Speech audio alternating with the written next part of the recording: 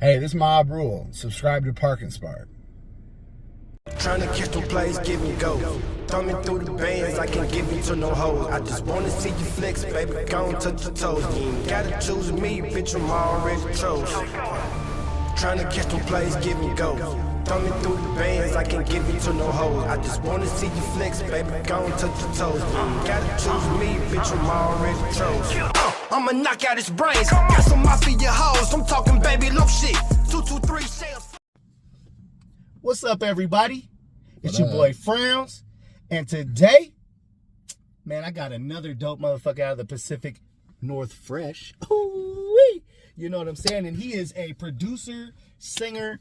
He's just an all-around dope artist. You know what I'm saying? And you might have seen him already on Cross the Street. Shout out Cross the Street. Yep. But I want everybody in the Park and Spark family, and all y'all that ain't subscribed yet, Hit that subscribe button. you heard him. Hit it. Say what's up to the homie Mob Rule, everybody. What's up, bro? What's up, bro? Hey, man, you know, I'm grateful and I'm thankful that you came on the show, man. You know what I'm saying? I always love it when people that are super creative, you know what I'm saying, come on my show and let me pick their brain and everything. So Yeah, I appreciate that. I really thank you. I man. appreciate the opportunity to talk about my craft. Yeah, man. And that's what we finna do today. Not only are we going to talk about your craft, but I just want people to know your story, you know what I'm saying, from the beginning to where we are today. You know what I'm saying? So let's start like we always do. Let the people know where you were born, bro. So I was born in Anaheim, California. Ooh, Anarchy. Yep. So, you know, I didn't live there very long. I only lived there for like 2 years. And then my parents decided they wanted to move to bumfuck Virginia for some reason. What'd you think about Virginia? I got some people from there. They loved it. My parents hated it. See, so it's all in the town's name. The town they decided to move to from multicultural California to Virginia was Lynchburg, Virginia. Kind of says it all right there. It was run by. Lord. It was very highly influenced by this guy named Jerry Falwell, who's dead now. Okay. People have various opinions on him. He was like. He was, in my opinion, he wasn't a genuine religious dude. He was a bad religious dude. Oh, for profit. For profit, weirdo, like social control shit. Okay. They gave my parents a lot of hell, and we said fuck that and moved to the Northwest, and we've lived here since I was 4. So you came here at 4? Yep. Cool, man. And did you go straight to Vancouver? Were you in Portland? Were you like? I've always lived in Clark County. I've never lived in Portland. I've always had friends that lived in Portland because my family was not one of those people that were like afraid to go to Portland. Like, I mean, like literally, like we lived in Orchards, we lived in Camas, we lived in Vancouver. Okay. I've lived in downtown Vancouver since I was 16, and I'm 35 now. So. Well, you know, the lower Washington, Portland area is just like one family anyway. Yeah, it's the suburb of Portland, even though it's technically fucking Washington. You know. Right. Yeah. So, growing up in Clark County, Vancouver area, what was that like for you? So. I was kind of an outcast kid, right? Like like the school I went to when I went to school, I was living in Camas. Okay. And I was into like punk rock, hardcore metal, like hardcore punk, metal, hip hop, things that like in this small town were not popular. It was not very common to find a kid that would listen to Black Star. What was it about that like made you gravitate to that punk rock? So punk rock for me was just like, I don't know, man. Like, so I got really into politics at like 9 years old because I was just an intelligent kid. So I pay attention to like the Democratic and the Republican, like, debates and stuff as a kid. But and then I started researching stuff on Native American, culture and like real like native history stuff, and very dope, and that drove me into if you want to call it anti-politics or whatever, you would call it like a leftist these days. They didn't call it that when I was younger, but yeah. I don't necessarily identify with the term anymore, but my roots are in anarchism. Mm-hmm. That molded a lot of stuff I learned in the hardcore punk scene about politics and being anti-racist, anti-homophobic, anti-xenophobic, standing up. This is what I learned from like hardcore and punk. Like, say like, I mean, you guys can't see it, but we can. There's like a street in front of us. Say we saw someone getting oppressed right in front of us. The society we live in right now would say, oh, let's pull our phones out and yell World Star. Oh, hell no. You know what I'm saying? Like that, but that's what they teach even kids my age, like my friends. I got friends that used to watch all these World Star videos, and that's what, you know, like there's a Mike Capes lyric where he kind of touches on that. Shout out Mike Capes, you know, baby. And you know, he's the shit. He's a nice dude, and Northside but you know, he's like I think I don't remember the quote, but it's something like, you know, I just watched World Star and it fucked up my day. That's kind of always been my view too. It's like, so back to my point about what I was saying, like, so if we saw someone on the street being oppressed, like I would get out the car and do something 90% of the time. Like obviously you got to judge the situation and protect your own life too, but like, you know, most people would just pull out their phone and film it and take it to the police. I think that harms more people than it helps people. Yeah, that can get somebody killed just calling them police. Yeah, and I think people should, you know, be in community with their neighbors and their communities and police their own community. You know, it's like, I agree, man. So that's, and you know what? Shout out to my guy, man, Jesse Sponberg, bro, because he's been pushing that line a long time. So listening to the punk rock, when did you transition into? I mean, I know you didn't transition to. You just kind of probably brought it into your. Yeah, it was like both, man. You know, like hip hop. Yeah, like, I mean, like, so, like, you know, like, it's always existed for them, not always, but since the pretty early on existed. Like you had like Beastie Boys, right? When they first started, that was punk rap. When they first started out, they were a hardcore punk band, and they named themselves after a black punk rock band called Bad Brains. That's shit. What it was. BBBB. That's why they got their name. I didn't know that. And then what's his name? The big dude. Rick Rubin? Rick Rubin. Yeah, Rick Rubin was like, hey, here's hip hop. You guys should make hip hop. Yeah, and they were kind of like, you know, the punk rock hip hop people, but they were still hip hop to me. Yeah, it was. I've heard people argue they weren't, and they were kind of like an industry plant to make hip hop white or some shit and whatever. Nah. But I don't believe that. They were just as much hip hop. If that's the case, we're gonna have to say that about Third Base. Yeah, right. Like, do you say that? Do people say that about Eminem? Do people say that about who else? I mean, you know, whatever. It's just like people just making music. Yeah, or like MC Search, or like, you know, like whatever. We could go down or like Only One. Is Only One not hip hop? Please tell him that. I would love to see him. Please tell me that motherfucker that bars every song he's ever done. Please, that's wild, please tell Only One he isn't hip hop. But anyways, so who gave you? Was it Beastie Boys that gave you that first taste of the hip hop that made you be like, okay? I had a older. So I went to this church in Portland called The Bridge. And it met at this venue called the Meow Meow. Remember that venue at all? Hell no. It was on Southeast Pine, and they did a lot of all ages shows there. So there was a guy that went to our church. It was like a punk rock church. It was weird. Like the pastors all had tattoos. They would like cuss in the sermons and like. But it was like very genuine. It's like one of the only churches I've ever been to in my life where I felt loved and accepted, and like I wasn't like a fucking weirdo. Cool. And for being myself. They also helped out like homeless people and all kinds of shit. It was really dope. It was a really dope church. Doing it for the right reasons. Yeah, and there was a guy at that church named Paul, and Paul was on the East Coast now. He's actually a DJ in Pittsburgh, and Paul like would take me over to his house, and he had like, you know, he would just show me records and show me Jay-Z, and you know, I was already into it a little bit by then, so I like pirated music, right? So I was like pirating like Black Star and LP and Mr. Lif and you know, just a bunch of shit. And but then at the same time, like the hyphy movement was real big. Yeah, I bought a mixtape out of someone's car that was like a Mac Dre mixtape. Dope. Don't know who it was. Don't have it anymore. Wish I had it. You know, that was a fun time, man. Yeah, like I remember I ripped it onto my computer, and we would like, you know, me and my homies would like go to parties, and we always had all the underground hyphy music like Turf Talk and shit. Like to this day, Turf the robot. Yeah, robot. I love that shit. I be getting fucked up. Turf Talk is hard. You see him cuss out Joe Brown? Yeah, that shit's hilarious. I do this for my partners to get my partners off the streets. I was like, I feel that, dude. That's he took me modeling. He's like, it wasn't modeling pictures.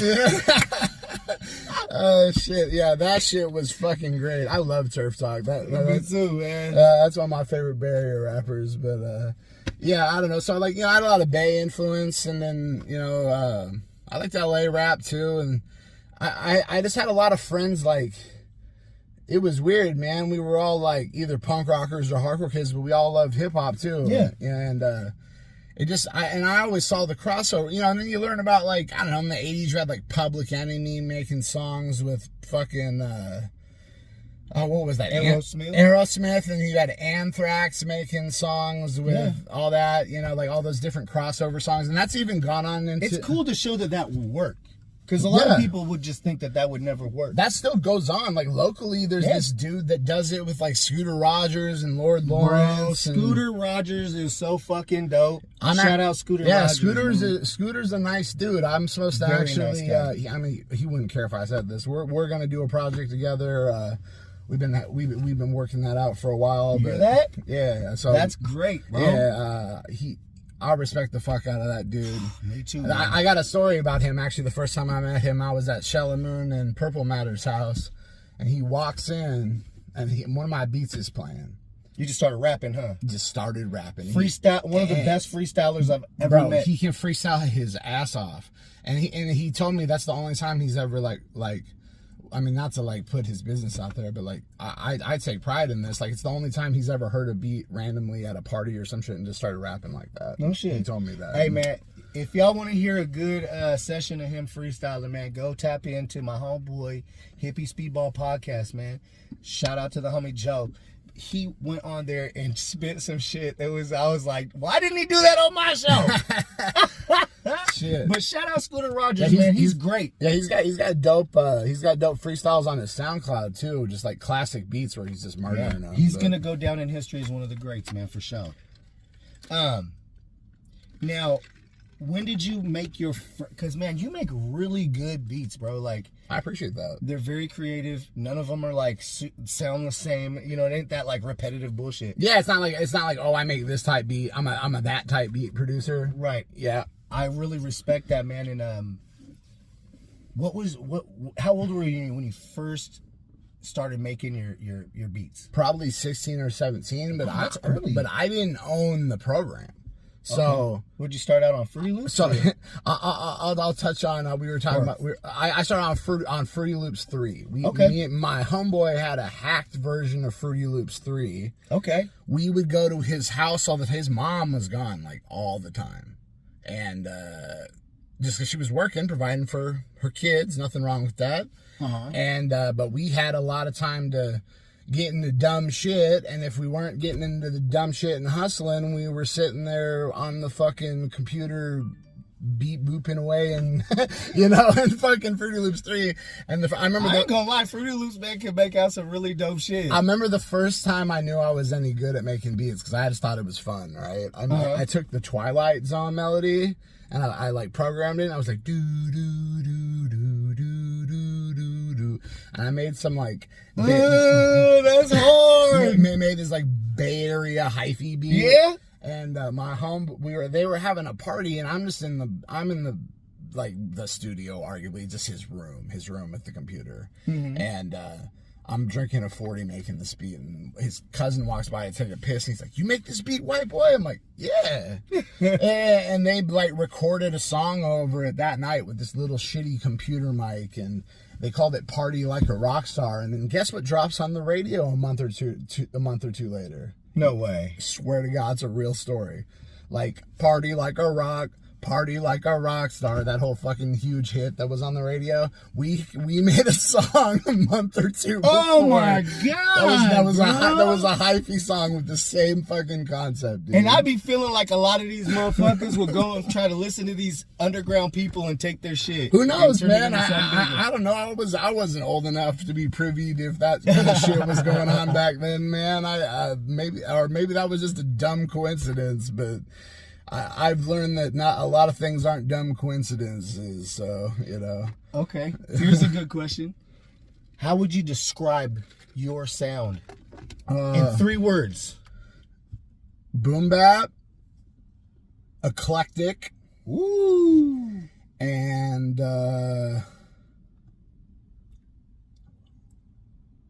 good.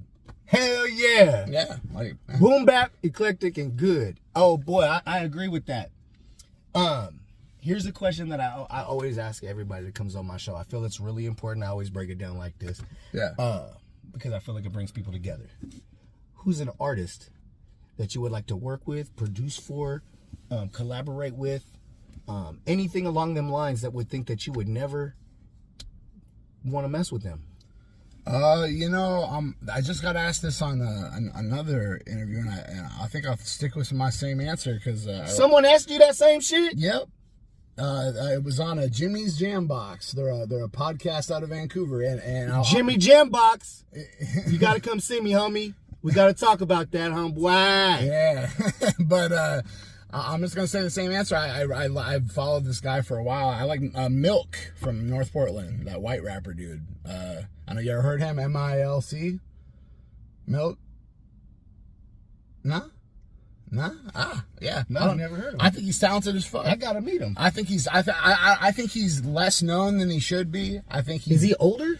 He's younger than me, I think. Okay, because I was gonna say that's why I looked funny. I was like, what, Milk? Because there was a Milk back in the hood when I was younger.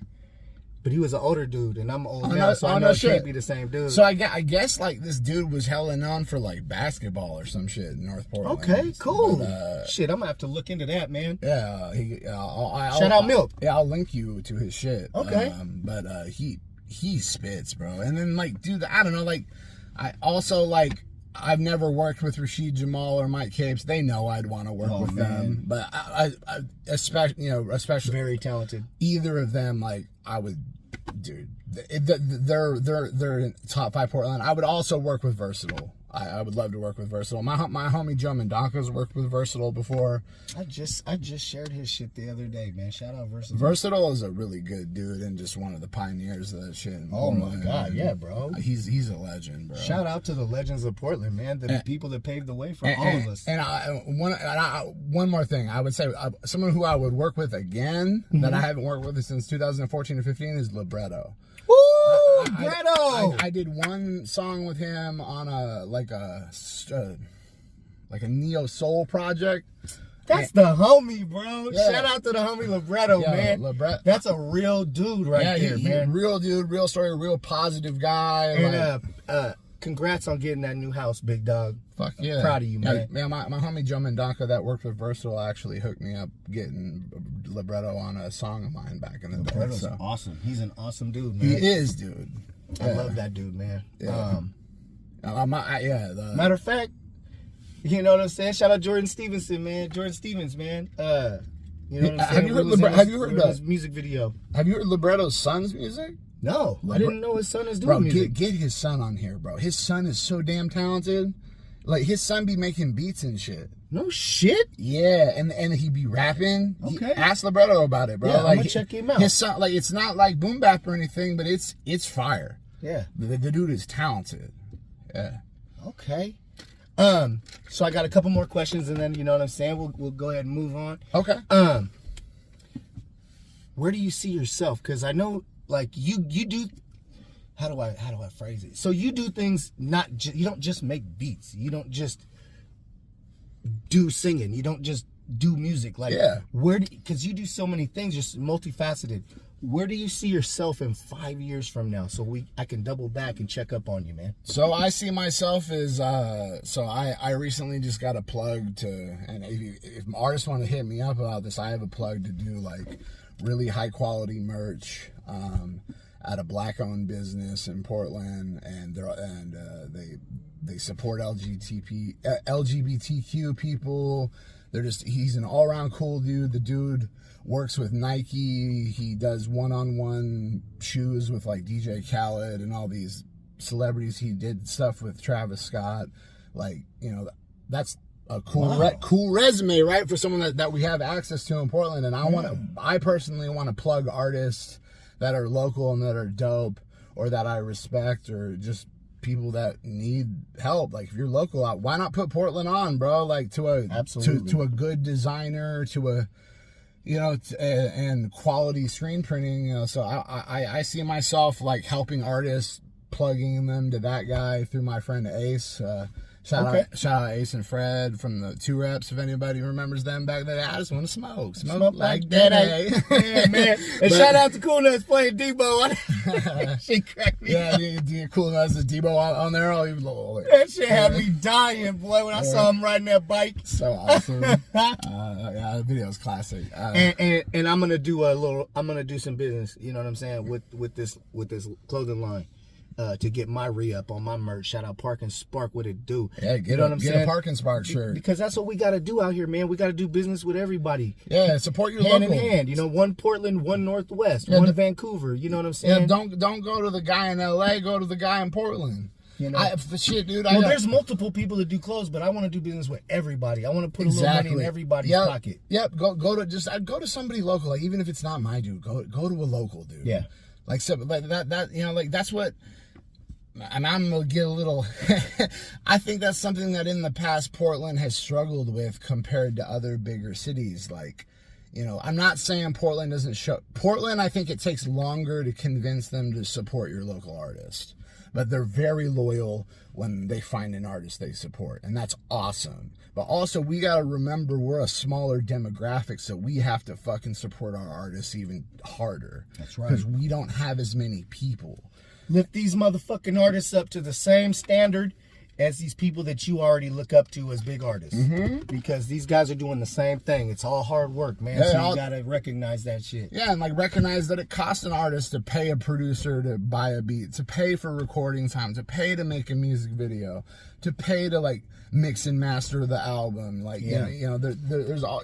It's expensive to be a rapper, and absolutely. And then you got to hone your craft, and you got to have rhyme skills, and you got to have flow, and you got to come up with concepts, and you got to buy album art. All the time it takes these guys to do this shit, right? Yeah. So that's why it's almost like a slap in the face when you want to bring them onto your concert, and then you want them to sell tickets. Yeah, for real. When you want these guys to do the footwork for what you should be doing, you know what I'm saying? Like. All I ask from these motherfuckers is tell these motherfuckers to subscribe. I don't ask for no fucking money. Yep. I don't ask for nothing from these guys because I know they've already worked hard. You feel me? So this is payment. You know what I'm saying? This is my respect to them because I know how hard they work, being that I used to rap myself. Yeah. You know what I'm saying? So yeah, because you've been through it. You know what it's like. Yeah. Yep. And you know what? I respect the fuck out of anybody that's really chasing their dreams and working really hard like yourself, man. I appreciate that. Yeah, man. So yeah, bro, give these guys some shout outs, man. Shout out to all the people you want to before we end this, because I want to make sure that people's names are heard that deserve it. Shout out Bishop Brown. I'm doing a full album with him coming out in September. We're going to be doing more shit than that. That's just the tip of the iceberg. Shout out Scooter Rogers. Yeah. Shout out Ace and Fred again. Ace and Fred are just... they were some of the first people to believe in my beats, even though I had been doing it for a while. Like, when they were still rapping, like, they were like, damn, bro, you're good. And, I've even surpassed their expectations now. And actually, you know what? I don't know when, I always forget when this week's coming up, but I recently got gifted something. I was gifted a vinyl recently from my friend Ace. That's rest in peace to Starchild. And yeah. Had a acapella and some beats of his that were unreleased, and I want people to remember that fool's name, because he's helped created Portland Hip Hop Week, and he put on a lot of people, and I just think if younger kids haven't ever heard that name, they should continue to hear that name. Yeah, he did a lot for a lot of people, a lot. Just like Cool Nuts, just like a lot of these artists out here, man, that are really stamped in these musical streets out here. Yeah. So yeah, shout out Starchild, man. Yeah. Even though you broke my CD back on Jam It or Slam It or Jam It. Shit. It's all good though. That's what they do. Yeah.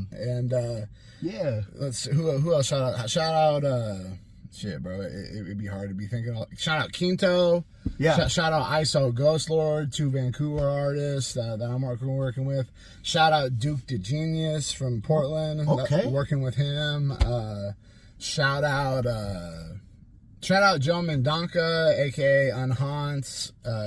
That's if you want to check out some really interesting music that or get some design work.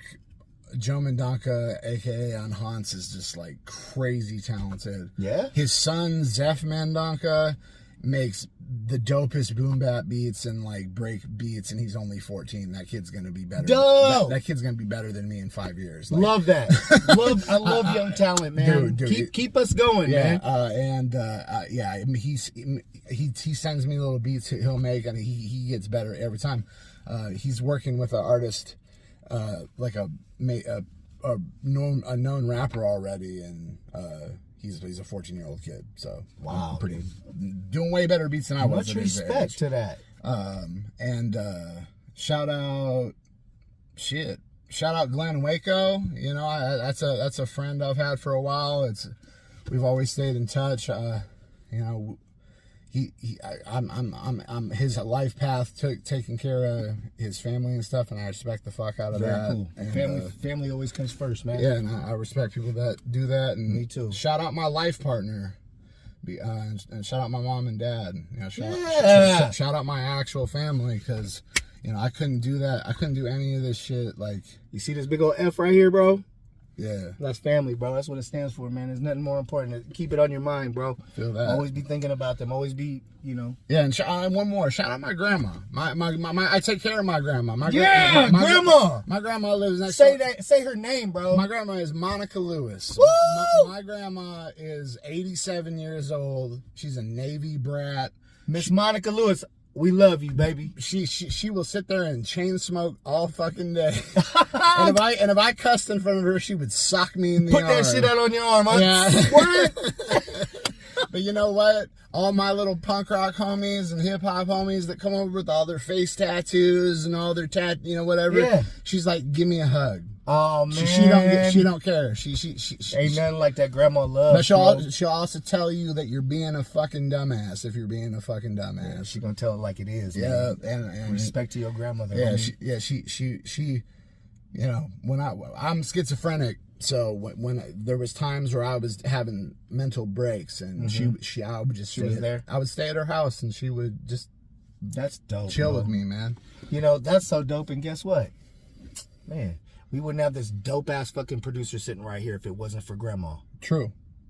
That's very true. You know what I'm saying? So, always love your family, man. Love your mom, your dad, your children, your sisters, your cousins, your aunties, your grandmas. Everybody, man. I do it. I love my aunties know I love them to death. And my mama knows I love her to death, and my dad knows I love him to death. Shout out Lebo, man. And shout out... Go ahead. And one more thing, shout out my friends, because they're like family. I don't keep around people that aren't like family. Like that's some shit I learned from the hardcore punk scene. Is like choose friends that are like family, and motherfuckers that are gonna be here 20 years from now. Yep. And you know what? I've had to cut a few out, and it's all love. I don't have a vendetta against anyone I've cut out, but you know what? The ones that are still here, I don't need a kid, man, because they got kids, and I'm gonna look out for their kids and teach their kids the cool shit I know, and be the cool uncle. I'm like that too. You know, like be the cool. For me, like I've been sober 5 years, so I can be like, yo, you don't pick up a bottle, bro. It almost killed me. I had 8 heart surgeries. I'd rather tell a kid like. I'm glad you still here, family. I appreciate that, bro. It was rough. It was really rough, man. And I used to be 100 proof fifth a day drinker. Whoa. And I'm glad you changed it, man. Yeah, and you know what? It feels good. I always say this in interviews, but it's something to be proud of, man, because I was a fucking addict. It's hard. Yeah, and I did it without AA, and I honestly did it with hip hop. That's something I can attribute to hip hop. Having something to focus on every day, making hip hop beats. That's dope. That helped me stop being an addict. It gave me a way to cope. Like today, right? Like I feel a little off because I haven't made a beat yet today. But I'm doing this. I'll go home. I'll be inspired from this. Yeah. I'll make a beat. I'm inspired from this as well, bro. Yeah. Straight up, man. Just chopping it up with you, man. It gave me I got good energy, bro. Same. I'm gonna take this same good energy today, and I'm gonna go apply that to my kids and my wife. You feel me? And do something cool with them, because that's what it's all about, baby. Yeah. Happiness. The meaning of life, man. Look, I just gave you the meaning of life right there. I know you've been wondering, because you've been looking at the screen like, this is a good interview, but I wonder what the meaning of life is. happiness, motherfucker. Boom. Jules. You're welcome, goddammit. Hey, man. Hey, I want y'all to go down in that description. I want you to hit any little piece of thing that I got down there because, yeah, it's going to be all about him down there, but it's also going to be about some other stuff too, you know what I'm saying? So you're going to be able to tap in with a bunch of great shit down there in the description. I want you guys to go down there. I want you to check out the contacts I'm going to have for him because I want you guys to link up with him. Get some music done. Get him on a track. Anything you can to mess with my brother here, man. Yeah, because it's important. If you need demo recordings, I got a mic at my house. I can do demo recordings that can go be sent out to mix and mastered, like stuff like that too, not just Very beats. Dope. And all you got to do is go down in the description and hit that motherfucking shit right there, man. I want to say thank you, brother. Yeah, thank you. I appreciate it. Man, we gonna do it again. Even if it ain't on camera, we gonna link up and kick it because it's a good guy, man. You gotta have good people around you, man. Yeah, you know I'm with that. I'm down, bro. You have to come over and barbecue sometime or something. Man, I'm with it, bro. Yeah, thank you, man. Thank you. Yeah. And thank you guys. You know what I'm saying? Park and Spark family. You know, we got another dope ass interview in the archives, man. And I want you to watch this one and then go watch all the other ones, man, because it's full of dope shit, dope people, man. And I wouldn't bring you nothing less. You feel me? So, anything else you want to tell these good people? One more thing. Shout out Mac Roo, because that's the whole reason I know what Park and Spark is, because that was the first one I saw. My brother Mac Roo, man. Shout out Mac Roo. You know what I'm saying? And shout out you. And shout out you listener. Listener. You and you and you. And hey, you. that motherfucker right. Wait, huh? Yeah, that's him. Peace. Peace.